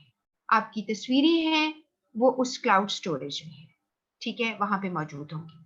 तो ये आप दुनिया में किसी भी जगह चले जाएं, आप वो अपना एक्सेस कर सकते हैं, आपका अपना एक आईडी, आपका पासवर्ड, जिसके थ्रू आप एक्सेस करेंगे। जैसे अभी आप एक सिस्टम में आते हो, आप मैं अपना ईमेल आईडी के थ्रू आपके साथ कनेक्ट हो रही हूँ, तो मैं आपके साथ बात कर रही हूँ, ठीक है। तो इसी तरह ही आप वहां पे फाइल भी एक्सेस कर सकते हो। और अब तो इतना ही ज्यादा मॉडर्न जमाना है कि अगर मैं इंटरनेशनल कॉन्फ्रेंस को एड्रेस कर रही हूँ, उस दौरान ही अगर मुझे कोई चीज दिखानी पड़ जाए, तो मैं क्लाउड स्टोरेज से आपको वहां पे दिखा सकती हूँ, ठीक है। तो आपके लिए आसान हो गया। इसके बाद है, और इसके अलावा ये भी तो कहा जाता है ना, आपको मैंने पहले भी शायद बात बताई थी, कि एक टिप होता है, आपने कहीं दुनिया से बाहर सफर करना हो, तो आप अपने तमाम डॉक्यूमेंट्स को खुद को ईमेल कर लिया करो। खुदा ना खास्ता कोई चीज आपकी इधर उधर हो जाए फिजिकली, आपके पास हार्ड कॉपी गुम हो जाए, तो आप कम से कम ईमेल के थ्रू उसको दिखा तो सकते हैं कि देखिए क्लाउड पे पड़ी हुई है, आप यहाँ से देख लें, वहां से प्रिंट आउट भी निकल सकता है। तो इस तरह हम, दुनिया जो है फास्ट हो गई है, आप उसको फायदा उठाएं। इसके बाद यहाँ पर आपके पास आईपी एड्रेस आप याद रखेंगे इंटरनेट के हवाले से। IP address is a code, एक कोड है that uniquely identify a particular computer on the internet, या कोई भी डिवाइस, उसका एक आईपी एड्रेस होता है, और वो 0 से 255 के डिजिट्स के दरमियान सेट होता है। इसे हम आम जबान में, जो लोग सारे के सारे मुझे सुन रहे हैं, उनको पता है कंप्यूटर टर्मिनोलॉजीज का, उन्हें पता है ये 4 बाइट्स हैं, इन्हें बाइट्स कहते हैं। 4 बाइट्स हैं, 0 से 255 के दरमियान, 250 तक उसका लिमिट है। सेट ऑफ नंबर्स हैं 4 का, और 3 इसमें डॉट्स होंगे। आपको ये पेपर में सवाल आ सकता है कि आपको कहे विच इज रॉन्ग, वो 255 से एक्सीड किया करेगा, ठीक है। और ये भी ना समझिए, कुछ लोग ये समझते हैं कि ये कॉम्बिनेशन पड़ा हुआ है बुक के अंदर, जिसमें पहले 3 डिजिट है, फिर 3 है, फिर 3 है, फिर 2 है। ये कोई असूल नहीं है। किसी का पहला डिजिट 1 भी हो सकता है, दूसरे 3 हो सकते हैं, अगले फिर 3, फिर 1, या बिल्कुल ही 2, इस तरह भी हो सकते हैं। इससे फर्क नहीं पड़ता, लेकिन चारों कॉम्बिनेशन 0 से 255 के बीच में फॉल करेंगे। अब इस पर हमने एक चीज देखनी है कि आईपी एड्रेस जो है कंप्यूटर को लोकेट कर सकता है। जैसे बहुत दफा ऐसा सुनने में आता है, यहाँ पे लिखा है सिक्योरिटी सर्विस गवर्नमेंट के लोग आपको लोकेट कर सकते हैं आपके यूनिक आईपी एड्रेस की वजह से। आपका जो डिवाइस है वो लोकेट हो सकता है। इसकी मैं आपको मिसाल देती हूँ कि कुछ लोग कभी यानी सुनने में आया कि आप जज्बाती हो जाते हैं, आप किसी वेबसाइट पे बैठे हैं, ठीक है, और वहां पर कोई लोग कमेंट्स कर रहे हैं और से किसी भी रिलीजन के ऊपर कमेंट हो गए, लोग ज्यादा जज्बाती हो जाएंगे, या किसी और चीज के ऊपर हो जाएंगे, कोई आपके गवर्नमेंट के ऊपर किसी को कर रहा है, तो लोग जज्बाती होकर ना ऊपर कमेंट्स दे देते हैं और फिर वो पकड़े जाते हैं। उनको इंटेलिजेंस वाले कहेंगे ये आप ही है ना, देखें आपका ताल्लुक किस पार्टी से है, क्या करना चाह रहे हैं। तो इसलिए हमें ध्यान करना चाहिए, हमारा कंप्यूटर, हमारा डिवाइस लोकेट हो सकता है आप कहीं भी। तभी तो आपको पता है ना कि हमारी कितना हमारा दुख की वाली बात है कि पाकिस्तान के लोगों को कि ऐसी ऐसी वेबसाइट्स जहाँ पे आप विजिट ना करें, बहुत अफसोस के साथ कहना पड़ता है, लेकिन लोग जो हैं वो करते हैं। हम मुसलमान लोग हैं, लेकिन उसको बाहर के लोगों ने भी डिटेक्ट किया। और जो है इसके अलावा ये भी आपको बताती चलूं कि ये जब लॉकडाउन के दौरान भी देखा गया, सबसे ज्यादा जो मिडल ईस्टर्न कंट्रीज के लोग थे ना, वो सबसे ज्यादा इंटरनेट को यूज कर रहे थे, सबसे ज्यादा। ये भी एक चीज देखी, यानी इतना फारिग वक्त है कि जी आप इंटरनेट पे आप, ये नहीं मैं कह रही राइट रॉन्ग की बात नहीं कर रही, मैं सिर्फ एक्सेस करने की बात कर रही हूँ। तो आप कैसे लोकेट हो जाते हैं, ये मैं आपको बताना चाह रही हूँ। इसके बाद है जी, मैं आपको इसलिए सादा सादा मिसालें भी देती हूँ ताकि इसको आप रट्टा ना लगाएं, आप समझ लें। ISP are the internet service providers, जिनसे आप लेते हैं इंटरनेट सर्विस लेते हैं, और यहाँ पर आपके पास फाइबर ऑप्टिक आपके सर्विस से कॉपर के थ्रू, या आपकी जो केबल्स हैं, जो भी वायर्स हैं कॉपर, ये वो उनके थ्रू आप प्लग इन होते हो, या वाईफाई सिस्टम्स हैं, ये सब आप सबको पता है। और उसके थ्रू आप मंथली पेमेंट करते हो, और घर हो या ऑफिस हो, आपको वहां पे आप इंटरनेट को यूज कर सकते हो। और मैंने आपको कल तस्वीरें भी दिखाई थी, कल तो नहीं पिछली वाली क्लास में, और ये भी मैंने बताया था कि कुछ जगहों पे फ्री होती है ये सर्विस। जैसे यहाँ पे लिखा है coffee shop, airport lounge. Coffee shops जो है हमारे पाकिस्तान में तो खैर माशाल्लाह से इतना नहीं है, हाँ एयरपोर्ट पे आपको मिल जाता है, लेकिन बहुत से इलाकों में एयरपोर्ट पे यहाँ पे जैसे आपको फ्री मिल जाता है, लाहौर एयरपोर्ट पे आपको फ्री एक्सेस देते हैं। कुछ जगह ऐसी भी हैं जहाँ पर आपको यानी मुल्कों, अक्सर मुल्कों में आप जाके ट्रेवल अगर करें तो आपको इंटरनेट एक्सेस तो इजी, यानी आपको फ्री तो मिलती है, लेकिन आपको लोकेट करने के लिए कि आप कौन है, वो एक सिस्टम में जाना पड़ता है। और वो कहते हैं कि जी आप अपनी, जैसे मैं 4 लोग सफर कर रहे हो, तो किसी एक का भी मैं टिकट नंबर डाल दूं तो मुझे कनेक्ट कर देगा, ठीक है। तो वहां पे लिखा होता है कि आप अपने सरनेम डालें, लास्ट नेम डालें, या फैमिली नेम जिसे कहते हैं वो डालें, और साथ अपना टिकट नंबर डालें, तो वो आपको क्या करते हैं, आपको इंटरनेट सर्विस जो है प्रोवाइड हो जाती है। ठीक हो गया, ये बात समझ में आ गई। और ये फ्री होती है, हॉस्पिटल्स में कई जगहों पे फ्री होती है, और ये सारा ये होटल्स के अंदर फ्री होती है, इंस्टीट्यूट्स में फ्री होती है बाज़ जगहों पे। इसके बाद है कि वेबसाइट होस्टिंग का कॉन्सेप्ट है, ये मुझे लग रहा है, मेरी फीलिंग्स हैं कि शायद ये आपको पेपर में ना आए, लेकिन सिर्फ एक बात है कि क्लियर नहीं बताया, और इसका नॉलेज ले लेना कोई बुरी बात भी नहीं है। आप वेब होस्टिंग जब लेते हैं, कोई आपका वेब होस्ट बनता है, तो आप एक डोमेन नेम लेते हैं, और कुछ लोग सिर्फ डोमेन नेम को बाय कर लेते हैं, ऐसा ही है ना। अब इसकी मिसाल दी है sony.com है, अगर .pk होगा तो पाकिस्तान का होगा, इस तरह इसके बहुत सारे डिफरेंट नाम हो सकते हैं, ये इसमें सारा लिखा है, आप इसको पढ़ लीजिएगा। और यहाँ पर एक चीज और है, और हाँ ये बताती चलूं, अगर आप एक से ज्यादा डोमेन नेम ले लेते हो, उसका फायदा क्या होगा कि इतनी ट्रैफिक, यानी आपके जो लोग आपको आपकी वेबसाइट को एक्सेस करते हैं, उसकी बहुत सारी ट्रैफिक जो है वो शेयर हो जाएगी, यानी वो आप एक दूसरे के साथ। इसकी मिसाल मैं आपको दे देती हूँ, बहुत आसान मिसाल है। मिसाल के तौर पर ICM में आप एडमिशन लेने गए, उन्होंने आपको कहा गया जी आप हेल्प डेस्क पे चले जाइए, या आप दूसरे लफ्जों में कह लें एडमिशन ऑफिस में चले जाइए, कुछ लोग कहेंगे कि जी आप कस्टमर जो सर्विस है वहां पे चले जाइए। किसी भी सूरत में उसको हेल्प डेस्क की आप कहेंगे, वो आपको इंटरनेट आपको इंफॉर्मेशन देगा। अगर हेल्प डेस्क एक है, एक बंदा बैठा है, उसके आगे एक कंप्यूटर रखा हुआ है उसके मेज के ऊपर, और वो आप जाते हो, उसके बाद 5 लोग और आगे, सारे के सारे लाइन में लग जाएंगे, और कितना बोझ बढ़ जाएगा एक ही टेबल के ऊपर। तो हमने क्या किया, हमने 4 टेबल्स रख ली। तो क्या हुआ, आपके जो कस्टमर्स हैं, आपके जो ट्रैफिक है, वो आपकी डिस्ट्रीब्यूट हो गई, और फौरन ही आपका जो रिसेप्शन पे बंदा होगा वो कहेगा जी आप डेस्क बी पे चले जाएं, डेस्क सी पे चले जाएं, डेस्क डी पे चले जाएं। अब ये फारिग हो गया। बिल्कुल ऐसे ही जैसे आप अगर बैंक में जाते हैं तो अक्सर ही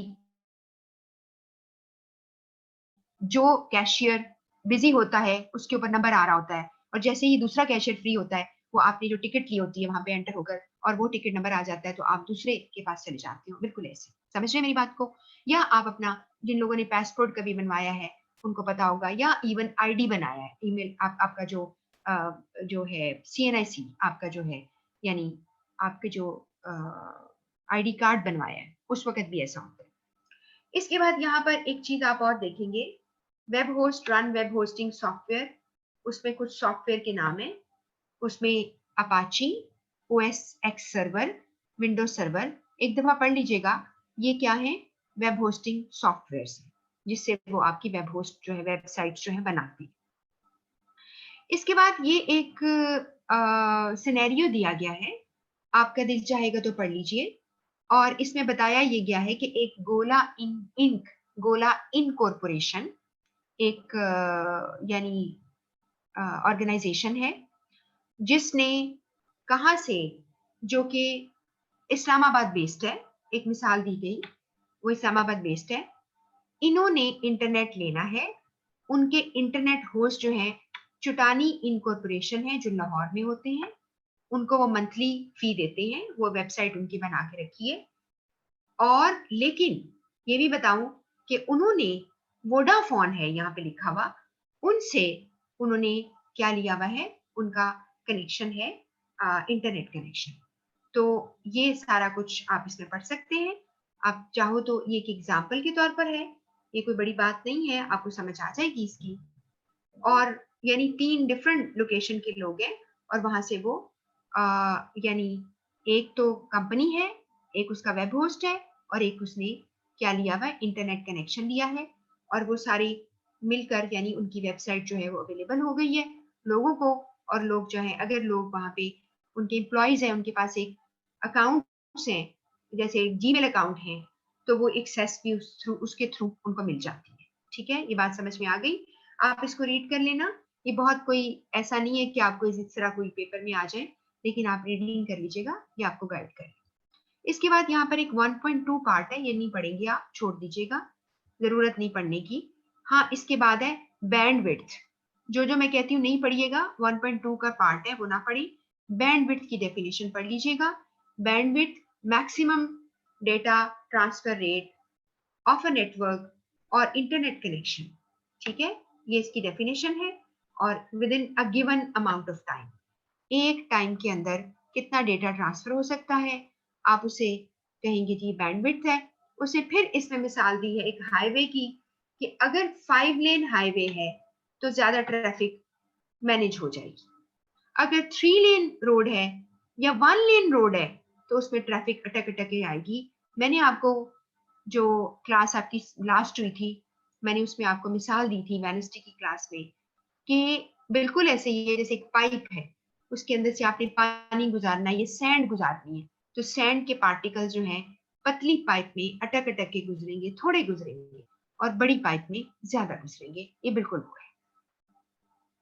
इसके बाद आपने यहाँ पर जो चीज आपको, फिर वही बात है कि पेपर में नहीं आने वाली, मैं बस आपको थोड़ी देर के लिए, मुझे लगता है आपको 15 मिनट 10 मिनट पहले छोड़ूंगी, क्योंकि मेरी टाइम, नमाज का टाइम जो है वो निकला जा रहा है। मगरिब की यहाँ पे अजान हो चुकी है। ये थोड़ा सा मसला मुझे कर रहा है टाइम, तो मैं आपकी मैनेजमेंट से भी पूछूंगी कि इसको कैसे हम मैनेज कर सकते हैं। या फिर ऐसा है जैसे कि वो पहले क्लास मेरी कनेक्ट कर देते हैं, तो ऐसा भी किया जा सकता है कि मैं 10 मिनट पहले क्लास शुरू कर लूं, लेकिन वो सूरत में है कि आप सबको पता है कि आप 10 मिनट पहले आ जाएं और फिर मैं 10-15 मिनट पहले छोड़ दूं। ठीक है, ऐसा कर लीजिए कल से। आई थिंक आपके मैनेजमेंट वाले लोग मुझे सुन रहे हैं, वो पहले मुझे क्लास को कनेक्ट कर देते हैं, तो मैं क्लास शुरू भी कर लूं 10 मिनट पहले और फिर मैं पहले छोड़ दूं। ठीक है, समझ रहे हैं मेरी बात को? तो प्लीज आप 10 मिनट पहले हो जाइएगा ताकि आप मेरे साथ रहें। अब आपको मैं चीजें सिखा दूं थोड़ी सी वेब होस्टिंग के हवाले से कि एक वेबसाइट है, उसका डाउन टाइम बहुत ज्यादा है। इसका मतलब यह है कि वो ज्यादा ऑफलाइन रहते हैं, यानी अगर आप उस वेबसाइट पे विजिट करें तो वो आपको मिलती नहीं, वो कंस्ट्रक्शन हो रही है, अवेलेबल नहीं होती। तो इसको हम अप टाइम डाउन टाइम कहते हैं। अवेलेबिलिटी इज अप टाइम और ना अवेलेबल होना डाउन टाइम है। ये सिर्फ अच्छी तरह इसको याद कर लीजिएगा, समझ लीजिएगा। मेरा ख्याल नहीं है कि आपको पेपर में इस पे सवाल आए। फिर वेबसाइट अच्छी कौन सी, वेब होस्ट अच्छा कौन सा होता है? जो आपको ज्यादा स्टोरेज स्पेस देता है। और इस पे यहाँ पे लिखा है कि आपकी ज्यादातर 650 की एक्सेस, गीगाबाइट्स की एक्सेस में आपको पैकेज मिल जाते हैं। आजकल वैसे भी कंपटीशन का दौर है, तो आपको अच्छे अच्छे वेब होस्ट जो हैं आपको ज्यादा पैकेज दे सकते हैं। ई कॉमर्स पहले भी बता दिया आपको। ई कॉमर्स में आपने क्या करना है, इसे स्वीट ऑफ टूल्स, यानी तरीका है जिसपे आपने, स्वीट ऑफ टूल्स का मतलब है कॉम्बिनेशन ऑफ टूल्स मिले जिसमें आप ऑर्डर कर सकते हैं, पेमेंट दे सकते हैं। ठीक है, पेपॉल, ईबे जो है पेमेंट्स लेने के लिए बहुत बड़ी बड़ी कंपनीज हैं, इसमें आप ऑनलाइन पेमेंट कर सकते हो। ठीक है, ये बात आपको देखनी है। और ई में ई कॉमर्स जो है, यहाँ पे लिखा है कि अगर आपको बहुत ही प्रोफेशनल और रोबस्ट, यानी बहुत फास्ट आपको ई कॉमर्स चाहिए, तो उसके लिए आपको बहुत बड़ी बड़ा पैकेज चाहिए और आप सर्वर जो है सिक्योर हो, ताकि आपकी जो प्रॉब्लम है उसमें एक आप एसएसएल ले लेते हो, जिसे आप सिक्योरिटी के लिए लेते हो, और वो उसमें आप जो है क्या करते हैं, आपका ट्रांजैक्शन जो है वो सिक्योर हो जाती है। मैंने आपको पहले भी बताया था जी। इसके बाद है आगे नंबर ऑफ डोमेन्स। ये मैंने आपको बता दिया, कितनी डोमेन्स खरीद सकते हो, एक से ज्यादा। एक ही आपकी वेबसाइट है, उसकी डोमेन नेम ज्यादा है। इसकी मिसाल आप यहाँ पे देख लो। google.com अगर मैं लिखूं तो यूएस वर्जन, .pk लिखूं तो पाकिस्तान की वर्जन, अगर मैं IND लिखूं तो इंडिया, IN इंडिया की वर्जन, यूके आपकी इंग्लैंड की वर्जन, HK हांगकांग। तो इस तरह आप ज्यादा ले लेते हो। जैसे कि आप, मैं गूगल को जब सर्च करती हूँ तो ऑटोमेटिकली .com .pk पे आ जाती हूँ, उसमें सारा डेटा वही है, उसकी सिर्फ कॉपी आप समझ लिए दूसरे सर्वर पे पड़ी है, उसकी वही चीजें, वही डेटा, वही कुछ। अगर मैंने जी प्रिंस विलियम के बारे में पता करना है, या मैंने क्वीन एलिजाबेथ के बारे में पता करना है, तो इसका मतलब नहीं है कि वो मुझे यूके पे ले, यूके की वर्जन पे जाऊंगी, पीके की वर्जन पर ही उसका कॉपी मुझे मिल जाएगी। आप अगर चाहें तो आप .uk लिखकर आप जा सकते हैं, लेकिन आप इसी के थ्रू आपको इसकी कॉपी मिल जाएगी, तो आपको क्या जरूरत है? ठीक है, तो दिस इज हाउ ये डोमेन नेम का तरीका है। वैसे भी आपको मैं बाय द वे स्टूडेंट्स बता दूं कि आईटी के भी यकीनन आप जहाँ से पढ़ रहे हैं, जो आपको टीचर अगर पढ़ा रहे हैं या पढ़ेंगे, वो आपको सारी ये चीजें गाइड करेंगे। आपको अपनी जिंदगी के लिए भी सारी चीजें पता होनी चाहिए। ठीक है, क्योंकि आज का ऑफिसर अगर टेक्नोलॉजी से आगाह नहीं है तो उसकी सक्सेस स्टोरी जरा स्लो हो जाएगी। आपको पता होना चाहिए सारी चीजों का। उसके बाद टेक्निकल सपोर्ट, वेब होस्ट जो करते हैं, वेब होस्टिंग करते हैं, वो कहते हैं जी हमारी दुकान 24/7 खुली है। 24/7 से कहते हैं, उसे 365 भी कह दिया, यानी पूरे साल हर वक्त हम अवेलेबल हैं, यानी आपकी वेबसाइट हर वक्त अवेलेबल है। बड़ी बड़ी कंपनीज हैं, आप क्या समझते हैं उनकी वेबसाइट्स बैठी होती हैं? नहीं, आप जिस वक्त मर्जी आप जाके उनसे, अमेजोन पे आपने कोई ऑर्डर करना है, आप दुनिया में कहीं बैठे हैं, किसी जगह से भी आप कनेक्टेड हो जाएंगे। ठीक हो गया ना? इसके बाद बैंडविड्थ का मतलब है आपका वेब होस्ट कितना पैकेज देता है आपको, इसका ये मतलब है। यहाँ पर हम बात जो कर रहे हैं ना, असल में ये किसी अच्छे वेब होस्ट की निशानियां देख रहे हैं, वो हमें क्या क्या देगा, तो हम उस वेब होस्ट को के लिए क्या करेंगे, ऑप्ट कर लेंगे। उसके बाद कितनी ईमेल अकाउंट बनाने देगा, कितने फाइल अकाउंट्स बनाने देगा। ये इसमें आपको आता है, जिनका इंटरेस्ट है पढ़ लें, अगर ना भी पढ़ेंगे तो कोई बात नहीं। इसमें कोई ये वाला पर्टिकुलरली एरिया, इसके नीचे ये एक पैराग्राफ्स है, इसको छोड़ दें, बिल्कुल ना पढ़ें। इसके बाद टाइप ऑफ वेब होस्टिंग है, ये भी मैं आपको थोड़ा सा, ये सारा जो पार्ट है ये आपको, जैसे ईमेल होस्टिंग, फाइल होस्टिंग, ये मैं आपको बता चुकी हूँ। बस 5 मिनट में और आपको बताऊंगी। इसमें आपने फ्री वेब होस्टिंग का मतलब है जीरो कॉस्ट, कोई पैसा नहीं। बहुत सारे आप में से लोग होंगे जो वो देखते हैं बनते हुए, खुद बनाई होंगी आपने। आपने जी वेब होस्टिंग, आप खुद फ्री वेब होस्टिंग ली हुई आपने। दुनिया में कोई भी सर्वर जो उसका मालिक आपको फ्री वेब होस्टिंग देने देता है, फ्री, तो इसका मतलब है लिमिटेड अमाउंट ऑफ डेटा आप डाल सकेंगे, और स्पेस उसकी लिमिटेड है, उसकी बैंडविड्थ लिमिटेड है, सॉफ्टवेयर थका हुआ हो सकता है, उसमें कोई आप चीज चेंज नहीं कर सकते होंगे। और मजे की बात यह है कि यहाँ पर वो कैसे पैसे कमाएगा, आपको क्यों देता है एक्सेस, आप वेबसाइट अपनी बना ली थ्रू पॉपअप्स, फ्रेम्स, स्क्रिप्ट्स। आप देखते हैं ना, जब भी हम कोई फ्री हम देख रहे होते हैं वीडियो वगैरह, तो वो कहता है ना कि video will run after ad, ad के बगैर पॉपअप्स। फ्री में आपको पूरी एड देखनी पड़ती है, आप स्किप नहीं कर सकते। या वो कहता है कि स्किप कर सकते हो 5 सेकंड के बाद, 10 के बाद। तो ये सारे फ्रेम्स, पॉपअप्स या स्क्रिप्ट्स आती है, छोटी सी स्क्रिप्ट आती है, उस पर लिखा होता है कि आपको सजेस्ट करते हैं आप ये देखिए, आपको सजेस्ट करते हैं कि ये एक नया प्रोग्राम जो है अवेलेबल हो गया है, चाहे वो पॉडकास्ट अवेलेबल है, ये जो भी अवेलेबल है वो आपको आ जाता है। उसके बाद दूसरी जो वेबसाइट है वो क्या है, वो आपका जो जो ले सकते हो वो है स्टैंडर्ड।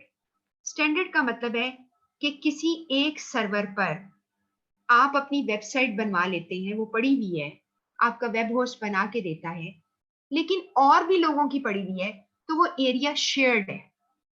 मिसाल के तौर पर उसने कहा कि 200 जीबी स्पेस का एक सर्वर है जिसमें 200 जीबी आपका डेटा जो है पड़ा हो सकता है, उसमें 10 जीबी स्पेस आपकी है, गीगाबाइट्स आपकी है। अगर आपने एक्स्ट्रा पैकेज लेना है, बैंडविड्थ बढ़ानी है, एक्सेस लेनी है, जिसे रूट एक्सेस कहते हो, कि आप जाकर अपनी खुद वेबसाइट को ठीक कर सकें, चेंज कर सकें, तो या आपने कौन सा ऑपरेटिंग सिस्टम लेना है, ये बहुत डिटेल की बातें, बहुत डिटेल की बातें, ये आपको पेपर में नहीं आएंगी, तो आप उसके लिए एक्स्ट्रा पैसे देंगे। ये बिल्कुल ऐसे ही है कि आपने, अब आप फैमिली के साथ गए, आपने एक फैमिली पैकेज ऑफर किया है, आपने लिया है, ऑर्डर किया है, आप केएफसी खाए, सारों को एक ही साइज के बर्गर्स आएंगे, एक ही साइज की ड्रिंक आएगी। अगर आपने एक्स्ट्रा, एक बंदा कहता है नहीं जी मुझे इसके अंदर चीज और डाल दें, तो आप उसके लिए एक्स्ट्रा पैकेज देंगे, पैसे देंगे, ठीक है, ये बिल्कुल वही है, शेयर करके आपने लेना। तो आपके एक सर्वर पर शेयरिंग होती है, उसका नुकसान ये होता है कि अगर एक सर्वर जो है से उड़ जाता है, सारी सब कुछ किया, एक वेबसाइट किसी की हैक होगी तो सारी वल्नरेबल हो गई, वो भी हो सकती है, तो शेयर्ड में ये मसला है, ठीक हो गया। और जैसे एक अलमारी में चीजें रखी, अलमारी खुदा ना खासा उसको आग लग जाए तो सारों की चीजें गई ना, ठीक है, तो ये बात हो गई।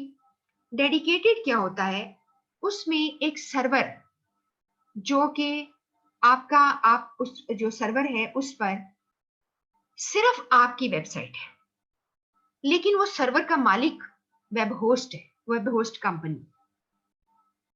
आप रूट एक्सेस लेना चाहते हैं, यानी आप मैनेज करना चाहते हैं तो करें, वो आपका मसला है, आप उनसे वो पैकेज ले लें ऐसा, लेकिन वो सर्वर किस, उसका मालिक वेब होस्ट है, आप नहीं है, आपकी कंपनी नहीं है। अगली वाली जो चीज है वो है कोलोकेशन।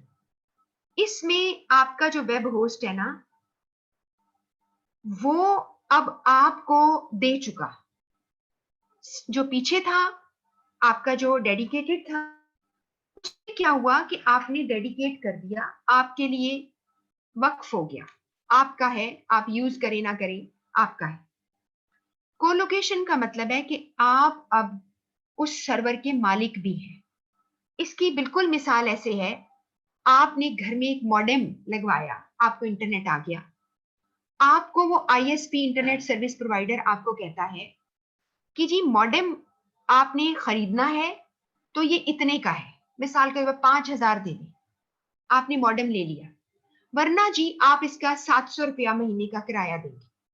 आप कैलकुलेट करेंगे, आपका दिमाग खराब है कि 700 देते रहेंगे, मॉडेम फिर भी उनका है, और आपका मैं समझ लें कि 7 महीनों में आपका पैसे जो है पूरे हो जाएंगे, तो क्यों ना हम 5000 देके जान छुड़ाएं और वो आपका अपना हो जाए। बिल्कुल ऐसे ही इसकी मिसाल कंपेयर तो सिर्फ इसलिए कर रही हूँ कि आपको याद रहे।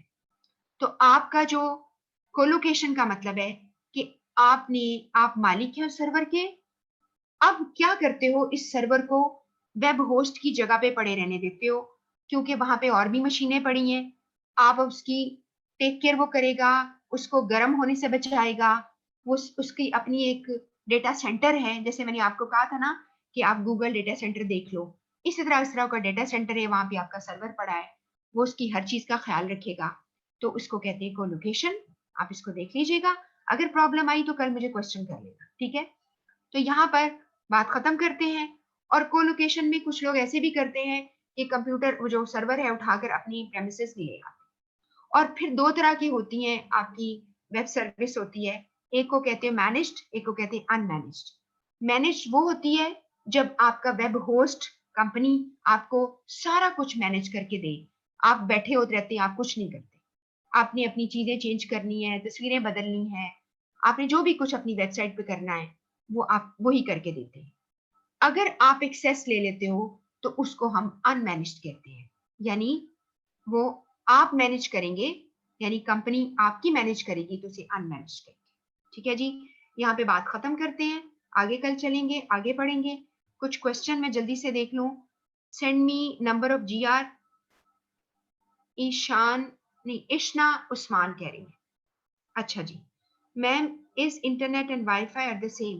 देखो, वाईफाई के जरिए तुम इंटरनेट लेते हो ना, उसको हम सिंपली कह देते हैं कि आपके पास वाईफाई है, यानी वो विदाउट केबल के आपको इंटरनेट एक्सेस आ जाती है, उसको आप वाईफाई कहते हो। तो इंटरनेट थ्रू दैट वाईफाई आपको मिलता है। इसके बाद यदि मैम आप क्लास की जीआर चेंज कर दें, अलीना फिजिकल क्लासेस अटेंड कर रही हैं, रिहाब एंड अब ऑनलाइन सेशन में नहीं है। ओके, ठीक है, तो आपके पास मेरा नंबर है, आप मुझे अपना नंबर भेज दो, ठीक है। तो मैं फिर आपको कर दूंगी, बता दूंगी। जो इश्ना या जो भी आप लोग हैं, जो गर्ल्स हैं, अगर आपको जीआर का नंबर चाहिए तो आप मुझे मैसेज कर दो, मैं जीआर का नंबर आपको भेज दूंगी, ठीक है। और अलीना आपको मुझे बता देना चाहिए था, या अलीना को मैसेज कर दें कि वो अगर ऐसा प्रॉब्लम था तो मुझे बता देती, ठीक है, ताकि हम उसको चेंज कर देते। तो आप जो इश्ना है, आप मुझे भेज दें 03234275 903, ठीक है। कल मैं एहतियातन फिर अपना मुझे नंबर जो है दे दें, तो मैं फिर आपको यानी मैं आप लोगों को बता दूंगी, ठीक है। तो आपको नंबर सेंड कर दूं।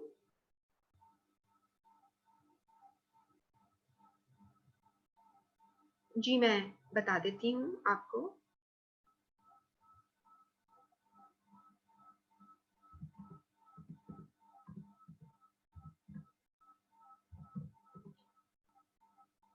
जी, आपको मैंने इश्ना भिजवा दी है, ठीक है, आप नंबर मेरा ले लो। तो कल इंशाल्लाह मिलेंगे। आपके पास बुक है, वहां से रीड करना। कोई प्रॉब्लम आएगी तो बताना कि ये बात समझ में नहीं आई, लेकिन बहुत डिटेल में जाने की जरूरत नहीं है, उसको एक मेनली इन चीजों को समझ लें। तो कल मिलेंगे इंशाल्लाह। अल्लाह हाफिज।